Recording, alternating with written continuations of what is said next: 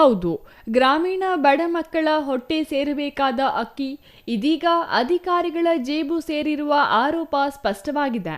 ಹಾಗಾಗಿಯೇ ಇಬ್ಬರೂ ಅಧಿಕಾರಿಗಳನ್ನು ಅಮಾನತು ಮಾಡಿ ಆದೇಶ ನೀಡಲಾಗಿದೆ. ಗುಡಿಬಂಡೆ ತಾಲೂಕಿನ ಕೊಂಡರೆಡ್ಡಿಹಳ್ಳಿಯ ಕಿತ್ತೂರು ರಾಣಿ ಚೆನ್ನಮ್ಮ ವಸತಿ ಶಾಲೆಯ ಪ್ರಾಂಶುಪಾಲ ನಾಗರಾಜ್ ಮತ್ತು ನಿಲಯ ಪಾಲಕಿ ರಾಧಿಕಾ ಅವರನ್ನು ವಸತಿ ನಿಲಯಕ್ಕೆ ಸಂಬಂಧಿಸಿದ 4.40 ಕ್ವಿಂಟಾಲ್ ಅಕ್ಕಿ ದುರುಪಯೋಗದ ಹಿನ್ನೆಲೆಯಲ್ಲಿ ಇಲಾಖಾ ವಿಚಾರಣೆ ಕಾಯ್ದಿರಿಸಿ ಜಿಲ್ಲಾಧಿಕಾರಿ ಜಿ ಪ್ರಭು ಅಮಾನತುಗೊಳಿಸಿದ್ದಾರೆ.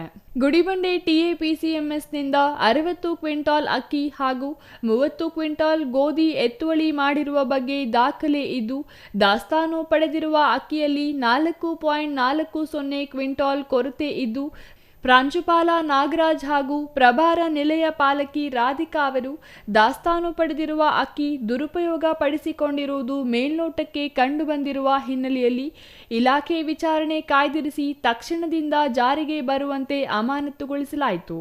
News bureau, CTV news, Gudibande.